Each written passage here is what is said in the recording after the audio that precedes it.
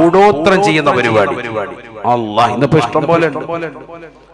സ്വന്തം സഹോദരൻ നശിച്ചു കാണാൻ വേണ്ടി കുടുംബങ്ങൾ തന്നെ, സഹോദരങ്ങൾ തന്നെ അങ്ങോട്ട് പാരവണി പല നിലയ്ക്ക്. രാവിലെ എഴുന്നേറ്റ് നോക്കുമ്പോ വീടിന്റെ അവിടെ ഒരു കുഴി തുറന്നു നോക്കുമ്പോൾ അതിനകത്തൊരു തവളക്കുഞ്ഞ്, അതിനകത്ത് വായിക്കാത്ത 2 മുട്ടയും വെച്ചോണ്ട് ചത്ത പല്ലിയൊക്കെ അതിനകത്ത് നിന്ന് കിട്ടുകയാണ്. പിന്നെ ആകെ വെപ്രാളായി, വാഴയ്ക്കകത്ത് നിന്ന് കിട്ടുകയാണ് പല ഐറ്റം, പല തകിടുകൾ, മുടിയിടകൾ കൊണ്ടുവന്ന് കെട്ടിയിട്ട്. സിഹർ വലിയ വിഷയമാണ്. അല്ലാഹു നമ്മളെ കാത്തു സംരക്ഷിക്കട്ടെ. അതുകൊണ്ടാണല്ലോ എപ്പോഴും ഫാത്തിഹ, ഖുൽ ഹുവല്ലാഹ്, ഖുൽ അഊദു ബിറബ്ബിൽ ഫലഖ്, ഖുൽ അഊദു ബിറബ്ബിൻ നാസ് എപ്പോഴും ഓതിയിട്ട് കയ്യിലിങ്ങനെ ഊതണം. ഇശ്ഫീന ഊതുന്നതിന് അസ്ലുണ്ട്. അല്ലാതെ അഫൂന്ന് ഓതിയാ പല്ല് പറഞ്ഞു പോലെ ഇരിക്കുന്നു. ഇശ്ഫി നടത്തുന്ന നീ ഷിഫിയാക്കുന്ന ഇതിലൊക്കെ അസ്ലുണ്ട്.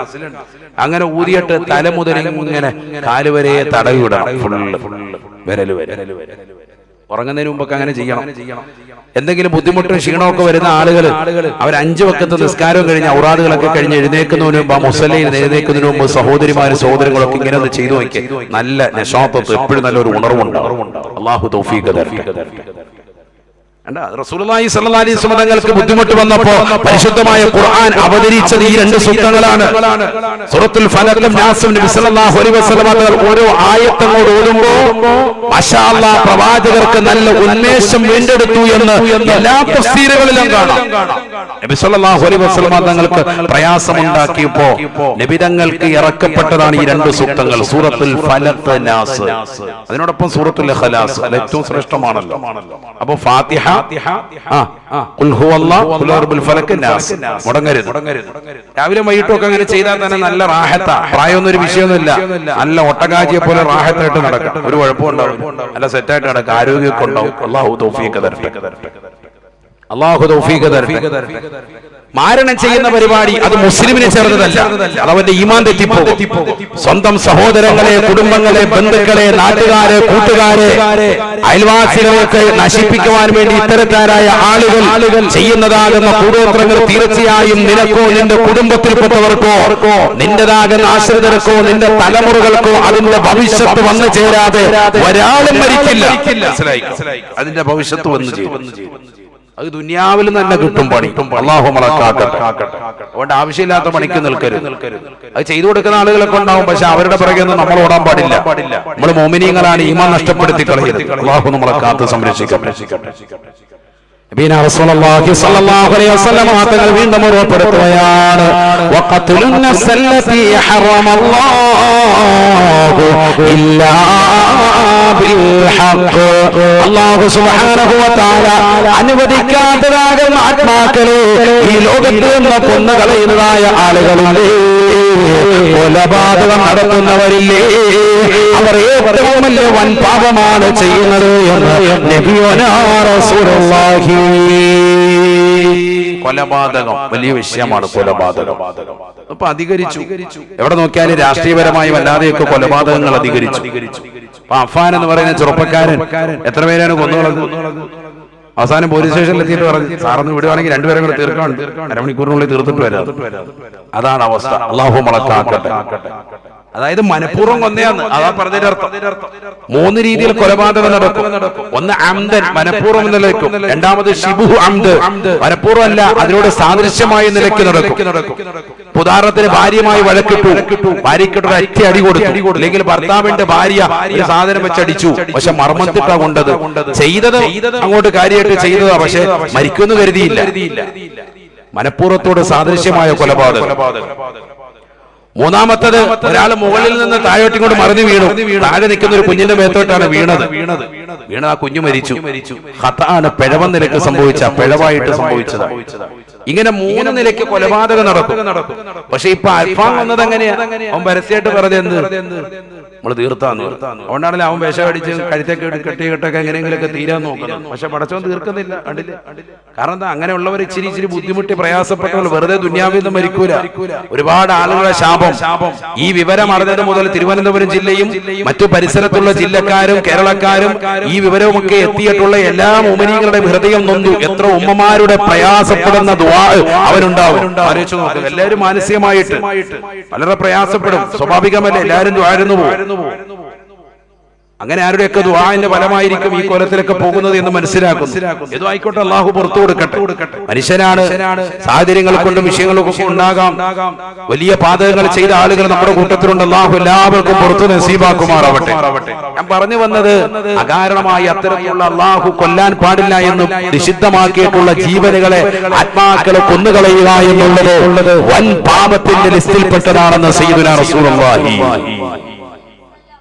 തീർന്നില്ല, നാലാമത്തത് 7 പാപങ്ങളാണ്. വാക്കിലൊരു പലിശയുമായി ബന്ധപ്പെട്ട ജീവിതമാണ്. പലിശ തിന്നൽ ഹറാമാണ്, നിഷിദ്ധമാണ്, വൻ പാപമാണ്. അല്ലാഹു മലക്കാക്കുമാറാവട്ടെ. ഉമ്മത്തിൽ വല്ലാതെ കൂടി വരുന്ന വിഷയമാണ് പലിശ. ഒക്കെ പറയണമെങ്കിൽ ഒരു ദിവസം തന്നെ അതിനെ കുറിച്ച് തന്നെ വേണം. അല്ലാഹു മലക്കാക്കട്ടെ. لا تأكلوا الربا أضعافا مضاعفة واتقوا الله لعلكم تفلحون. അടിക്കടി ഇരട്ടിക്കുന്നതാകുന്ന നിലക്കുള്ള ഈ പലിശയുമായിട്ടുള്ള ബന്ധം നിങ്ങൾ ഒരിക്കലും ചെയ്യരുതേ. പലിശ തിന്നരുതേ, അത് നിങ്ങളെ നഷ്ടത്തിലേക്ക് കൊണ്ടെത്തിക്കുമേ എന്ന് വിശുദ്ധമായ ഖുർആൻ. യമഹഖുല്ലാഹു الربا യമഹഖുല്ലാഹു الربا വയുർബി الصدقات. പലിശയുമായി ബന്ധപ്പെട്ട ജീവിതം നാശത്തിനാണ്. തകരാൻ അതിനേക്കാൾ വലിയ ബന്ധമില്ല എന്ന് വിശുദ്ധമായ ഖുർആൻ. എത്ര ആളുകളാണ് പലിശ ഒരു വിഷയമില്ലാതായി മാറി. സ്വർണം കൊണ്ടുപോയി പണയത്തിന് കൊടുത്തിട്ട് ആ പണയക്കാശുമായിട്ട് ഉംറയ്ക്ക് പോകുന്ന ആളുകളുണ്ട്. എത്ര നിഷിദ്ധമായ പണിവാണിയാണ്. സ്വർണം കൊണ്ടുപോയി പണയം വെക്കുന്നിട്ട് ആ പണയക്കാശായിട്ട് എങ്ങോട്ട് പോവാ? ഉംറയ്ക്ക് പോവാ. അസ്സലാമു അലൈക്കും. കാബയുടെ കില്ല പിടിക്കാൻ പോവാ. അല്ലാഹു നമ്മളെ കാത്ത് സംരക്ഷിക്കട്ടെ. വിവരമില്ല, അറിവില്ല. അറിവുള്ളവരോട് ചോദിക്കൂ, അതുമില്ല. എല്ലാം എനിക്ക് അറിയാന്നുള്ള അർത്ഥത്തിൽ ഈ ഉമ്മത്ത് കാണിക്കുന്ന പരിപാടികളാണ്. ആരെ കൊണ്ടുപോയി സ്വർണം പണയം വെക്കാത്തത്? എത്ര ആളുകളാണ് ഇത്തരത്തിലുള്ളതാകുന്ന ചെയ്തികൾ ചെയ്യുന്നത് ഈ ഉമ്മത്തിൽ? നിഷിദ്ധമല്ലേ, ഹറാമല്ലേ? എവിടേക്കാണ് ഈ സമുദായം എത്തിപ്പെടുന്നത്? ആവശ്യത്തിന് പിന്നെ എന്ത് യൂസ്? ആ സ്വർണ്ണം വിൽക്കണം, അപ്പിന്നെ കുഴപ്പമില്ല. വിൽക്കൽ അനുവദനീയാണല്ലോ. വിറ്റിട്ട് ആ പൈസ അത് ഹലാലല്ലേ, എന്നിട്ട് കാര്യം നടത്തി അത് ചെയ്യൂല. അത് പറ്റില്ല, നമ്മുടെ സ്വർണ്ണമാണ്, തിരിച്ചെടുക്കണം. എവിടെ തിരിച്ചെടുക്കും? ഇത് ഹറാമാണ്. ഈ പരിപാടി, ഈ പണയം വെച്ചിട്ട് ആ പൈസ വാങ്ങുന്ന പരിപാടി നിഷിദ്ധമാണ്. ഉമ്മത്ത് ചെയ്യാണ്, നിരുപാധികം നടന്നുകൊണ്ടിരിക്കുന്ന വിഷയമാണ്. അല്ലാഹു നമ്മളെ കാത്ത് സംരക്ഷിക്കട്ടെ.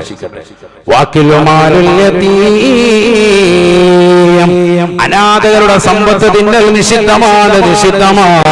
യതീംഖാനകൾ നടത്തുന്നവരെ, യതീമീങ്ങളെ പ്രയാസപ്പെടുത്തരുതേ. അവരുടെ സമ്പത്ത് നിങ്ങൾ കൊള്ളയടിക്കരുതേ.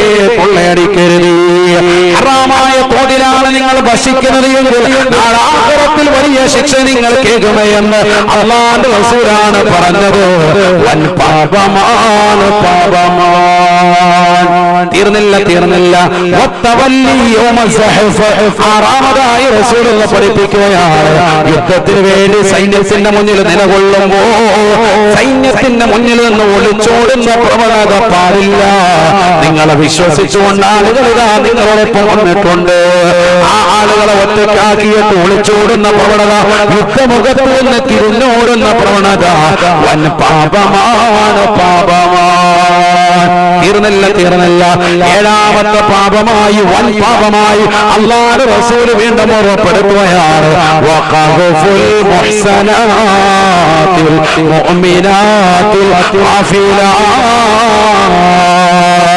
പതിവ്രതകളാകുന്ന, സൂക്ഷ്മതയുള്ളതാകുന്ന മുസ്ലിം സഹോദരിമാരെ കുറിച്ച് അനാവശ്യ വർത്തമാനങ്ങൾ പറയല്ലേ, അപവാദ പ്രചരണം നടത്തല്ലേ.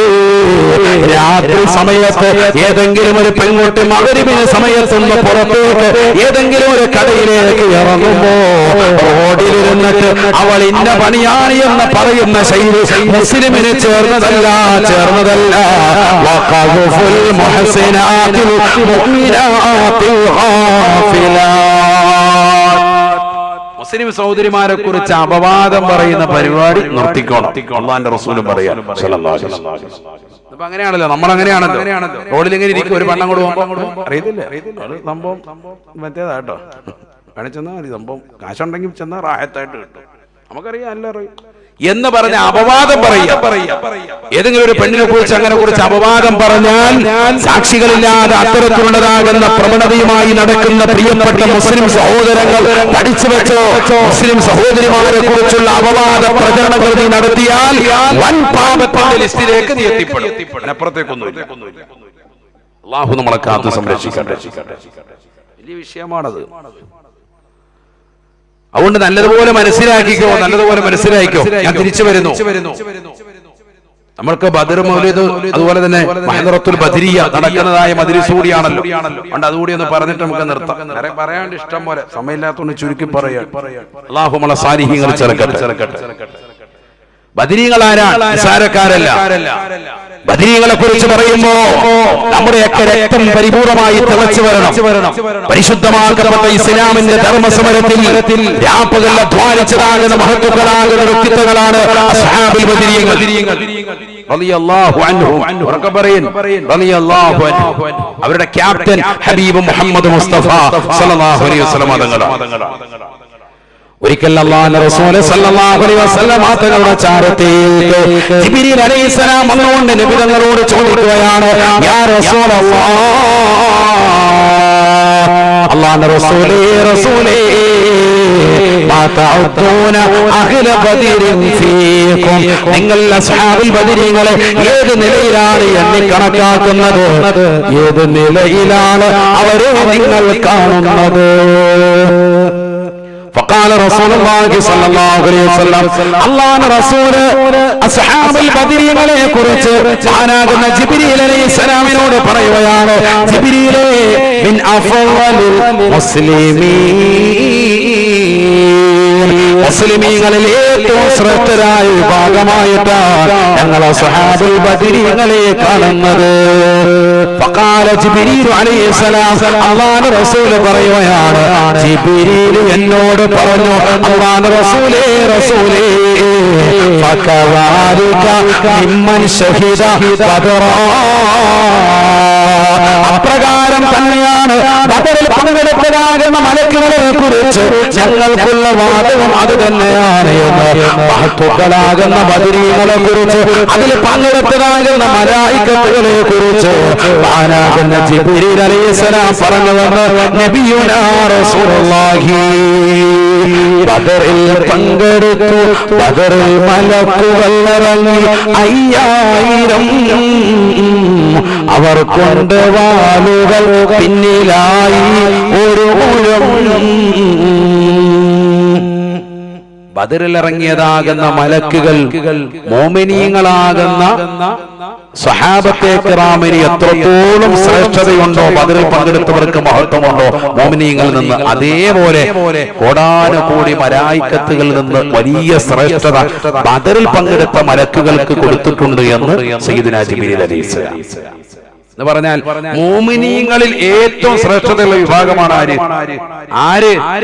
അസ്ഹാബുൽ ബദരീങ്ങൾ. ഇത് ഹദീസാണ്, ഇത് ആർക്കും തള്ളിക്കളയാൻ പറ്റൂല. ഏതെങ്കിലും വിദേഹത്തിന്റെ ആളുകൾ തീമുകാർ പറയുന്നത് ശരിയല്ല എന്ന് പറഞ്ഞാൽ അടുത്ത സെക്കൻഡിൽ ഇരിക്കാം നമുക്ക്. ഇതൊന്നും ഖുർആനില്ല, ഹദീസില്ല എന്ന് പറഞ്ഞാൽ വെറുതെ പറയുന്ന വിഷയമല്ലല്ലോ, വാറവലുകൾ ഉന്നയിക്കുമല്ല. അഹ്ലുസ് സുന്നത്ത് വൽ ജമാഅത്തിന്റെ ആദർശമാണ് ഈ പറയുന്നത്. അതുകൊണ്ട് പ്രിയപ്പെട്ട മുസ്ലിം സഹോദര സഹോദരിമാർ മനസ്സിലാക്കിക്കോ, നിങ്ങൾ പിടിച്ചിട്ടുള്ളത് യഥാർത്ഥമാകുന്ന പിടുത്തമാണ്. അസ്ഹാബുൽ ബദരീങ്ങൾ നമ്മളെ സ്വർഗ്ഗത്തിലേക്ക് എത്തിക്കും. അല്ലാഹു തൗഫീഖ് തരട്ടെ. അവർ ഈമാൻ വരണം, യഖീൻ വരണം. കാരണം മുഅ്മിനീങ്ങൾ ഇനി പിടിക്കാൻ വേറെ ആരില്ല, ഏറ്റവും ശ്രേഷ്ഠരാണ് നബി സല്ലല്ലാഹു അലൈഹി വസല്ലം പറഞ്ഞതാണ്. അപ്പോഴാണ് ബഹുമാനപ്പെട്ട ജിബ്രീൽ അലൈഹിസ്സലാം മലക്കുകളുടെ ക്യാപ്റ്റനാണ്. അദ്ദേഹം പറഞ്ഞു, ഞങ്ങളും അങ്ങനെ തന്നെയാണ്. ഫകദാലിക മിമ്മൻ ശഹീദ ബദറ, ബദറിൽ മുഅ്മിനീങ്ങളാകുന്ന സ്വഹാബത്തിനെ സഹായിക്കാൻ വേണ്ടി ഇറങ്ങി വന്നതാകുന്ന മലായികത്തുകൾ, അവർ കോടാനുകോടി മലായികത്തുകൾ വെച്ച് ഏറ്റവും ശ്രേഷ്ഠർ അവരാണ്. ഞങ്ങൾ അക്കൂട്ടരെ മനസ്സിലാക്കുന്നത് അങ്ങനെയാണ്. ആലോചിച്ചു നോക്ക്, ബദറിൽ ഇറങ്ങിയവർക്ക് അത്രയേറെ പവിത്രതയാണ്, മഹത്വമാണ്. നബീന റസൂലുള്ളാഹി സ്വല്ലല്ലാഹു അലൈഹി വസല്ലം തങ്ങൾ പറഞ്ഞില്ലയോ, അല്ലാഹുവിന്റെ റസൂൽ ബഹുമാനപ്പെട്ടതാകുന്ന അലി റളിയല്ലാഹു അൻഹുവിനെ വിളിക്കുകയാണ്, ബഹുമാനപ്പെട്ട സുബൈർ റളിയല്ലാഹു അൻഹുവിനെ വിളിക്കുകയാണ്, ബഹുമാനപ്പെട്ട മിഖ്ദാദ് ബിൻ അസ്വദ് റളിയല്ലാഹു അൻഹുവിനെ വിളിക്കുകയാണ്. മൂന്നുപേരെയും വിളിച്ചിട്ട് അല്ലാഹുവിന്റെ റസൂൽ പറയുകയാണ്, നിങ്ങൾ എത്രയും പെട്ടെന്ന് ഇവിടുന്ന് പോകണേ. മക്കയിലേക്കുള്ള വഴികൾ ഹാഖ് എന്ന് പറയുന്ന ഒരു തോട്ടത്തിൽ ഒരു വൃദ്ധ ഇരിപ്പുണ്ട്. അവരുടെ കൈവശം അതാ ഒരു കത്തുണ്ട്. ആ കത്ത് നിങ്ങൾ വാങ്ങിക്കൊണ്ട് വരണേ എന്ന് നബിയുനാ റസൂലുള്ളാഹി. മൂന്ന് പേരെയാണ് അതിന് ചുമതലപ്പെടുത്തുന്നത്. ഒന്ന് മരുമകനായ അലി റളിയല്ലാഹു അൻഹു, മിടുക്കനാണല്ലോ.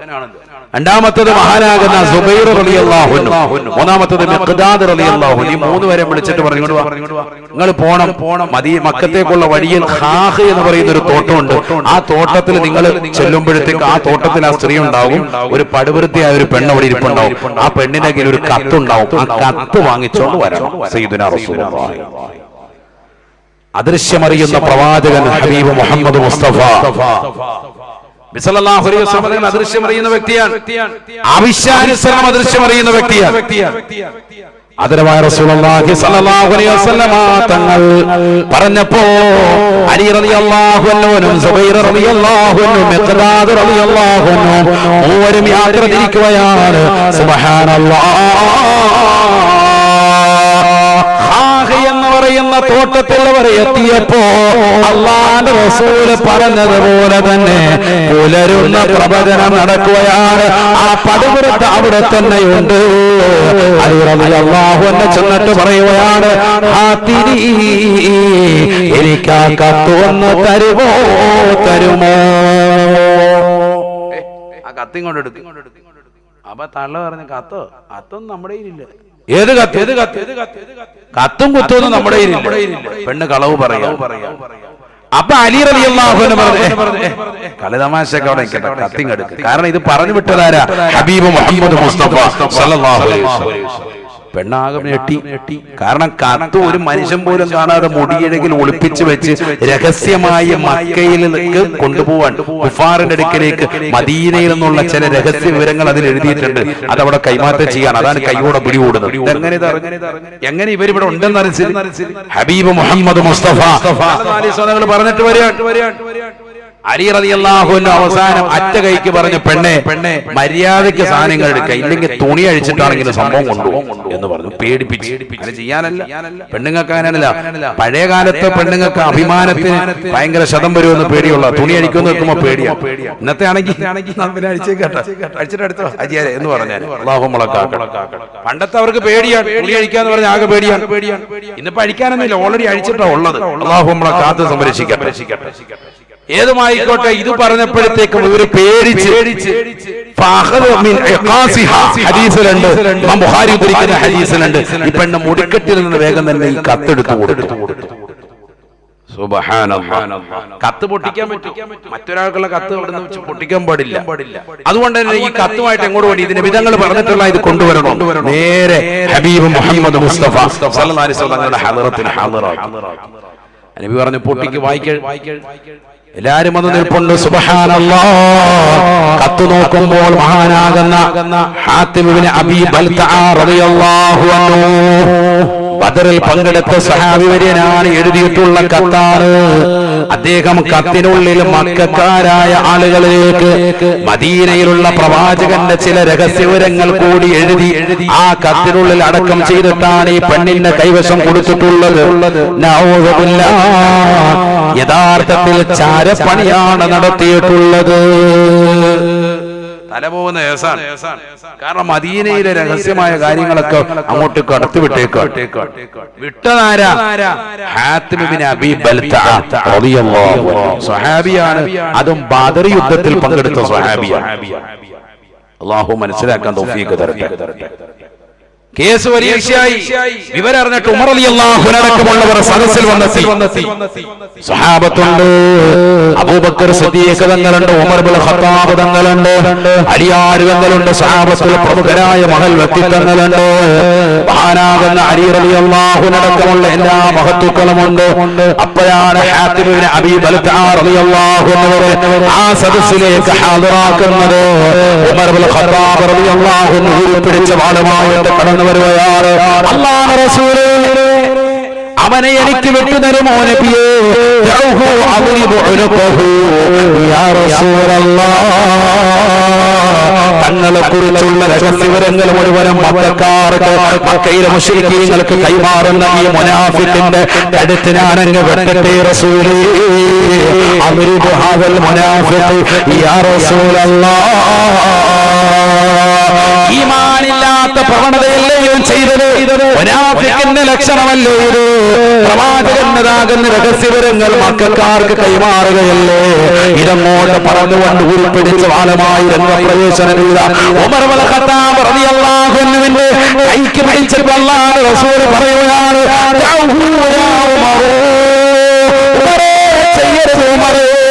ആരാണ് ഈ നിൽക്കുന്നതെന്നറിയോ? ഇത് ഹാത്തിമാണ്. അബീ ബൽതഅ റളിയല്ലാഹു അൻഹു അദ്ദേഹം ബദറിൽ പങ്കെടുത്ത വ്യക്തിയാണ്. ബദറിൽ പങ്കെടുത്ത വ്യക്തിയെ കുറിച്ച് അല്ലാഹു പറഞ്ഞത്, ഉമറേ നിനക്കറിയില്ലേ? യഅമലൂ മാ ശിഅ്തും ഫഖദ് ഗഫറല്ലാഹു ലക്കും. നിങ്ങൾ ഇഷ്ടമുള്ളത് ചെയ്തു കൊള്ളണേ, നിങ്ങൾക്ക് ഞാൻ സർവ്വതും പുറത്തു തന്നിരിക്കുന്നു എന്ന് അല്ലാഹു തന്നെ പറഞ്ഞതാണ്. അസ്ഹാബിൽ പങ്കെടുത്തതാകുന്ന ബദറിൽ പങ്കെടുത്ത ഫസ്റ്റ് ക്ലാസ് മുസ്ലിമായ ഈ ഹാത്തിമിന്റെ മേൽ കൈവെക്കാൻ എങ്ങനെയാണ് ഉമറേ നിനക്ക് മനസ്സ് വന്നത്? ആറ് നിൽക്കുക ഉമറേ എന്ന് പറഞ്ഞ് ഉമർ ഇബ്നുൽ ഖത്താബ് റളിയല്ലാഹു അൻഹു കൈക്ക് പിടിച്ചുകൊണ്ട് റസൂലുള്ളാഹി മാറ്റിയെങ്കിൽ അസ്ഹാബുൽ ബദറിൽ പങ്കെടുത്തതാകുന്ന സ്വഹാബത്തിന്റെ മഹത്വം എത്ര വലുതാണ്. പഠിച്ചു വെക്കണേ പ്രിയപ്പെട്ട മുസ്ലിമീങ്ങളെ. ബദരീങ്ങളെ കുറിച്ച് സ്മരിക്കാൻ ഇതിനേക്കാൾ വലിയ ചർച്ചയില്ല, ഇതിനേക്കാൾ മഹത്തരമാകുന്ന ഒരു ചർച്ചയില്ല, ഇതിനേക്കാൾ മഹത്തരമാകുന്ന ഒരു ചരിത്രമില്ല.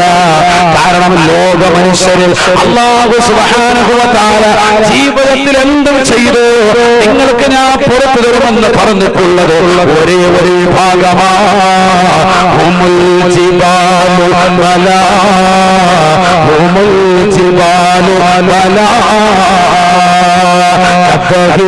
في همتي بل سادة അത് സഹാബിൽ ബദരീങ്ങളാണ്. അവർക്ക് അല്ലാഹു സുബ്ഹാനഹു വ തആല ജീവിതത്തിൽ എന്തെല്ലാം ചെയ്താലും അവർക്ക് പുറത്തു കൊടുക്കാൻ അല്ലാഹു തയ്യാറായി നിൽക്കുകയാണ്. അതുകൊണ്ട് ഹാത്തിം ബിൻ അബീ ബൽതഅയെ കുറിച്ച് നീ ഒന്നും പറയണ്ട ഉമറേ. കാരണം അദ്ദേഹം ബദറിൽ പങ്കെടുത്ത വ്യക്തിയാണ്. അദ്ദേഹത്തെ നമ്മൾ ചോദ്യം ചെയ്യാൻ നമുക്ക് അവകാശമില്ല. ഹാത്തിമിനോട് ചോദിച്ചു, എന്താ ഹാത്തിം അങ്ങനെ ചെയ്തത്? അപ്പൊ ഹാത്തിം ബിൻ അബീ ബൽതഅ റളിയല്ലാഹു അൻഹു പറഞ്ഞു, നബിയെ, ഞാൻ ഒരിക്കലും ഒരു മുനാഫിക്കോ കപട വിശ്വാസിയല്ല. വിഷയം പറഞ്ഞു കൊടുത്തു. വിഷയം ചോദിക്കണം. നിങ്ങളെല്ലാവരും മക്കയിൽ നിന്ന് മദീനയിലേക്ക് പലായനം ചെയ്തു. നിങ്ങൾക്കൊക്കെ അവിടെ കുടുംബവും ആൾക്കാരും ഒക്കെ ഉണ്ട്. എനിക്ക് അവിടെ കുടുംബമുണ്ട്, പക്ഷെ എനിക്ക് ആൾക്കാരും ബന്ധുതകളൊന്നുമില്ല. അപ്പൊ എന്റെ കുടുംബക്കാർക്ക് ഒരു സംരക്ഷണം കിട്ടാൻ ഞാൻ ഇവിടുന്ന് ഈ കത്തിങ്ങനെ ഈ പെണ്ണിന്റെ ഈ കൊടുത്തു വിടുമ്പോ മക്കയിലെ മുശ്രിക്കീങ്ങൾ പറയും, അത് ഹാത്തിമിന്റെ സംഭവങ്ങളും അവന്റെ കുടുംബക്കാരും ഒക്കെ അവരെ വെറുതെ വിട്ടേക്ക് എന്ന് പറഞ്ഞ് അവർക്കിടയിൽ ഒരു സ്ഥാനം കിട്ടാൻ വേണ്ടി ഞാൻ ഒരു ഹിക്മത്ത് ചെയ്തതാ. അത് ഇത്ര വലിയ അപകടം ഉണ്ടാവുമെന്ന് ഞാൻ കരുതിയില്ല. അല്ലാതെ ഒരിക്കലും എന്റെ മനസ്സിൽ തങ്ങളോട് ഒരു വെറുപ്പോ ഉദ്ദേശമോ ഒരു ഈമാനിന്റെ അല്പം പോലും എനിക്ക് ലാഞ്ചന മാറിയിട്ടില്ല. ഹബീബായ റസൂലുള്ളാഹി സ്വല്ലല്ലാഹു അലൈഹി വസല്ലം തങ്ങൾ ഉമർ റളിയല്ലാഹു അൻഹു പറഞ്ഞു, ഉമർ ഇപ്പോ എങ്ങനെ ഇരിക്കുന്നില്ലേ? നിനക്കറിയില്ലേ? ഫലഅല്ലല്ലാഹു ഖദ് ഇത്തല അലാ അഹ്ലി ബദരി യഅമലൂ മാ ശിഅ്തും ഫഖദ് ഗഫറല്ലാഹു. അല്ലാഹു പറഞ്ഞത് എന്താ? നിങ്ങൾ എന്തും ചെയ്തോ, നിങ്ങൾക്ക് അല്ലാഹു പുറത്തു തരുമെന്ന് ലോകത്ത് ഒരേ ഒരു കൂട്ടരോടാണ് അല്ലാഹു പറഞ്ഞിട്ടുള്ളത്. അത് അസ്ഹാബുൽ ബദരീങ്ങളാണ്. ബദറിൽ പങ്കെടുത്ത മഹത്തുക്കളാണ്. അവർക്കുള്ള സ്ഥാനം പോലെ മുഅ്മിനീങ്ങൾക്ക് മറ്റാർക്കുമില്ല. അവരുടെ ക്യാപ്റ്റനാണ് ആര്? മുഹമ്മദുൻ സയ്യിദുൽ കൗനൈനി വഫഖലൈനി വൽ ഫരീഖൈനി من عرب ومن عجم مولاي صلي وسلم دائما أبدا على حبيبك خير الخلق كلهم. അവരുടെ ക്യാപ്റ്റനാണ് ഹബീബ് മുഹമ്മദ് മുസ്തഫ സല്ലല്ലാഹു അലൈഹി വസല്ലം. അതുകൊണ്ട് ആ പ്രവാചകർ ഉൾപ്പെടെയുള്ള അസ്ഹാബുൽ ബദരീങ്ങളുടെ നീരസം വെക്കരുത്. അത് ഈമാൻ തെറ്റിപ്പോകുന്ന കാര്യമാണ്. ഇന്നും വിദേഹത്തുകാർക്ക് ബദരീങ്ങളെ അനുസരണം നിൽക്കുമോ എപ്രാളാണ്. കാരണം എന്താ? ഈമാൻ തെറ്റിയിട്ടുള്ളത്. അതുകൊണ്ടാണ് അങ്ങനെ വന്നത്. അല്ലാഹു മലക്കാക്കട്ടെ. എല്ലാ ദിവസവും ബദരിയത്ത് ഓതിയാൽ അവരുടെ തണലുണ്ടാകും, അവരുടെ പൊരുത്തമുണ്ടാകും, അവരുടെ ഹിഫ്ളുണ്ടാകും, ഹിമായത്തുണ്ടാകും. നല്ല ദിവസത്തിലെ മരിക്കും. ബഹുമാനപ്പെട്ട മർഹൂം ശൈഖുനാ തഅലവ ഉസ്താദ് എന്റെ ഉമ്മയുടെ ഉപ്പയാണ്. അവരിൽ നിന്ന് ാകുന്ന സഹാബുൽ ബദരീങ്ങളുടെ ഇജാസത്ത് ഉസ്താദാകുന്ന അഹമ്മദ് കോയ മൗലവി പ്രായം ചെന്ന മനുഷ്യൻ അദ്ദേഹം അത് വാങ്ങി എല്ലാ ദിവസവും ചൊല്ലും. സഹാബുൽ ബദരീങ്ങൾ ചൊല്ലും, ബദരീയത്തിന്റെ ഇജാസത്തും കൊടുക്കും, ബദരീയത്ത് സ്ഥാപിക്കും. അങ്ങനെ ചൊല്ലിക്കൊണ്ടിരുന്നു. 19ാമത്തെ വയസ്സിൽ തഴവ എന്ന് പറയുന്നതാകുന്ന കുഗ്രാമത്തിലേക്ക് അദ്ദേഹത്തെ കൊണ്ടുവന്ന് ബഹുമാനപ്പെട്ട തഴവ ഉസ്താദ് ആ പള്ളിയിലെ ഖതീബായി നിശ്ചയിക്കാൻ, നീ ഇവിടുത്തെ ഹുതുബ ഓതി പള്ളിയിൽ ഇമാമത്ത് നിർവഹിച്ചു നിന്നോ, നിനക്ക് വേണ്ടതൊക്കെ ഞാൻ പഠിപ്പിച്ചു തരാമെന്ന് പറഞ്ഞ് ബഹുമാനപ്പെട്ടവരെ നിർത്തി. 10-60 കൊല്ലം ആ പള്ളിക്ക് അദ്ദേഹം സേവനം ചെയ്തു. വേറെ ഒരു പള്ളിയിലും പോയിട്ടില്ല. ബഹുമാനപ്പെട്ട തഅലവ ഉസ്താദ് വാത് കഴിഞ്ഞ് നാട്ടിലെത്തുമ്പോൾ കിതാബ് വായിക്കാൻ പറയും. ഹർഫുകളില്ലാത്ത ഇറാബില്ലാത്ത കിതാബ് അദ്ദേഹം വായിക്കും. അദ്ദേഹം ഇങ്ങനെ അർത്ഥം വെച്ചു കൊടുക്കുന്ന തഅലവ ഉസ്താദ് അറിവുകളുടെ വിജ്ഞാനത്തിന്റെ ശാഖോപശാഖകൾ അങ്ങനെ പഠിച്ചു തീർത്തു. ഖുർആൻ പഠിച്ചു, തഫ്സീർ പഠിച്ചു, ഹദീസ് പഠിച്ചു, നിദാന ശാസ്ത്രങ്ങൾ പഠിച്ചു, തർക്കശാസ്ത്രം പഠിച്ചു, എല്ലാം പഠിച്ചു. കൃത്യമായി ആ പള്ളിയിൽ സേവനം ചെയ്തു. സദർ ഉസ്താദ് എന്ന നാമധേയത്തിൽ ആ നാട്ടുകാർക്കുള്ളിൽ സുപ്രസിദ്ധനായി. സഹോദരങ്ങളെ, അവസാനം ബദരിയത്ത് ഓതി ഓതി ഓതി ബദരീങ്ങളോടുള്ള മഹബ്ബത്ത് കൊണ്ട് അദ്ദേഹം വഫാത്താകുന്നത്, ഈ സദർ ഉസ്താദ് മരിക്കുന്നത് പരിശുദ്ധമായ റമളാനിന്റെ 17ാം രാവിൽ ആ തറാവീഹ് നമസ്കാരം കഴിഞ്ഞിട്ട് ആളുകൾ സലാം വിട്ടുന്ന സമയത്ത് അനൗൺസ്മെന്റ് വരികയാണ്, ബഹുമാനപ്പെട്ടവർ വഫാത്തായി. അല്ലാഹു കബൂലാക്കുമാറാവട്ടെ.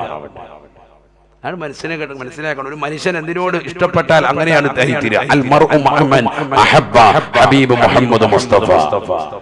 ആരെയാണോ ഇഷ്ടം വെക്കുന്നത് അവരോടൊപ്പം എത്തിച്ചേരും. നമ്മുടെ മക്കൾ ആരെയാണ് ഇഷ്ടം വെക്കുന്നത് എന്ന് ചിന്തിക്കും. സിനിമാക്കാരെയാണോ, ഫുട്ബോൾ പ്രേമികളെയാണോ, ക്രിക്കറ്റ് താരങ്ങളെയാണോ? നിന്റെ ഇഷ്ടം തൊപ്പിയാണ് എങ്കിൽ ഏത് തൊപ്പി? പള്ളിക്കകത്ത് തൊപ്പി വെച്ച് ഖുർആൻ ഓതിക്കൊണ്ടിരിക്കുന്ന തൊപ്പിയുടെ കഥയല്ല ഈ പറയുന്നത്. രാത്രി മുഴുവനും ആലിമീങ്ങളെയും ഉലമാക്കളെയും പണ്ഡിതന്മാരെയും മഹത്തുക്കളെയും ഒക്കെ റോസ്റ്റ് ചെയ്തിട്ട് അതിലൂടെ ലൈവ് സ്ട്രീമിംഗ് നടത്തിയിട്ട് കോടികൾ ഓടിക്കുന്നതാകുന്ന തൊപ്പി എന്ന് പറയുന്ന ഒരു ചെറുപ്പക്കാരൻ മലപ്പുറം ജില്ലയിലെ വളാഞ്ചേരി എന്ന് പറയുന്ന പ്രദേശത്തേക്ക് ഒരു കടയുദ്ഘാടനത്തിന് വേണ്ടി ആ ചെറുപ്പക്കാരൻ വന്നപ്പോ ഒരുമിച്ച് കൂടിയ 10,000-കണക്കിന് ചെറുപ്പക്കാരായ ആളുകളിൽ മുസ്ലിം സഹോദരങ്ങളും 17 മുതൽ 25 വയസ്സുള്ളതാകുന്ന സഹോദരിമാരും ഉണ്ടായിരുന്നു എന്ന് പറയുന്നു. ഈ സമുദായത്തിന്റെ പോക്കി അങ്ങോട്ടാണ്. ആ വന്നതിൽ ഭൂരിഭാഗവും മുസ്ലിം കുട്ടികളാണ് എന്ന് പറയുമ്പോ എന്ന് പറഞ്ഞാൽ എന്താ പരിപാടി? രാവിലെ മുതൽ വൈകിട്ട് വരെ ലൈവ് ചെയ്തിട്ട് ആളുകളെ ചീത്ത വിളിക്കാൻ, വായിക്കാത്ത വരുന്ന മുഴുവൻ ചീത്ത വർത്തമാനങ്ങൾ, അശ്ലീലതകൾ. ഈ അശ്ലീല ചുവയുള്ളതാകുന്ന ചെറുപ്പക്കാരന്റെ പിറകിലേക്കാണ് ഇന്നത്തെ തലമുറയുടെ പോക്ക് എന്ന് എന്റെ പ്രിയപ്പെട്ട മുസ്ലിം ഉമ്മമാര് അറിയണം. നാളെ അവനോടൊപ്പമായിരിക്കും എത്തിച്ചേരുക. അവൻ എവിടെ പോകുന്നു അവിടെ. അല്ലാഹു നമ്മളെ കാക്കുമാറാകും. അതുകൊണ്ട് മനസ്സിലാക്കിക്കോ, ഈ മഹത്തുക്കളാകുന്ന സഹാബുൽ ബദരീങ്ങളെ സ്നേഹം വെച്ചോ, അവരോടൊപ്പം ചേർന്ന് നിൽക്കാൻ ഈ മഹല്ലത്തിലെ ഓരോ പ്രിയപ്പെട്ട വിശ്വാസികൾ തയ്യാറായി. എല്ലാ അശ്ലീലതകളും മാറ്റി. ഹിജറ വർഷം 1447 ഒരു പുതുവർഷത്തിലേക്ക് നമ്മൾ എത്തിയിരിക്കുന്നു. ഇതുവരെ ചെയ്തിട്ടുള്ള, ഇതുവരെ നിന്റെ ജീവിതത്തിൽ വന്നുപോയിട്ടുള്ള എല്ലാ തെറ്റുകുറ്റങ്ങളും അല്ലാഹു പുറത്തു തരട്ടെ. അതിനെ മാപ്പിരുന്ന് നല്ല ഒരു തൗബ ചെയ്ത്, യസുഹായ തൗബ, അതാണല്ലോ വേണ്ടത്. യസുഹായ തൗബ എന്ന് പറഞ്ഞാൽ എന്താ? 4 ഘടകങ്ങൾ കൂടി ചേരുമ്പോഴാണ് ആ തൗബയാകുക.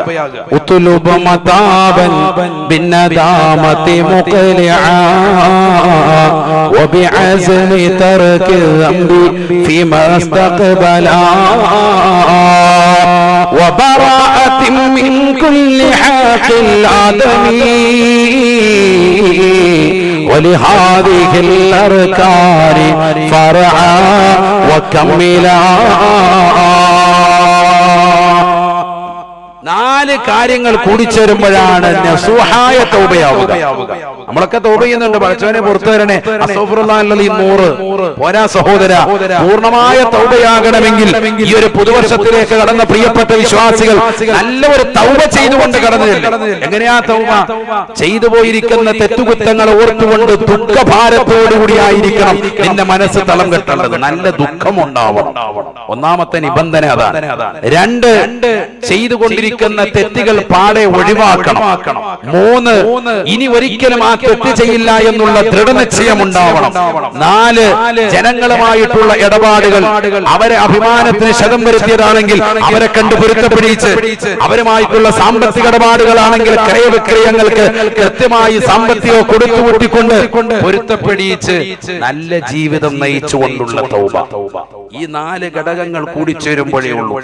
അഥവാ അതീവ ദുഃഖത്തോടുകൂടി ചെയ്തുകൊണ്ടിരിക്കുന്ന തെറ്റുകൾ ഒഴിഞ്ഞു നിന്ന് ഇനി ഒരിക്കലും തെറ്റ് ചെയ്യില്ല എന്നുള്ള ദൃഢനിശ്ചയം ഹൃദയം കൊണ്ട് എടുത്ത് ജനങ്ങളുമായിട്ടുള്ള ഇടപാടുകൾ മുഴുവനും പൂർത്തീകരിച്ചിട്ട് അല്ലാഹുവിലേക്ക് അല്ലാഹുമ്മ ഗഫിർ ലനാ, അല്ലാഹുമ്മ ഗഫിർ ലനാ, അല്ലാഹുമ്മ ഗഫിർ ലനാ, അല്ലാഹുമ്മ ഇന്നി അസ്തഗ്ഫിറുക ഇന്നക കുൻത ഗഫാറ എന്ന് പറയുമ്പോഴാണ് ഇസ്തിഗ്ഫാർ പൂർണ്ണമാകുക.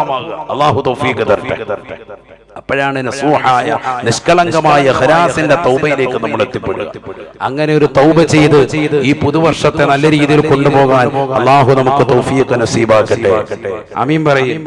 അല്ലാഹു തൗഫീഖ് നസീബാക്കട്ടെ.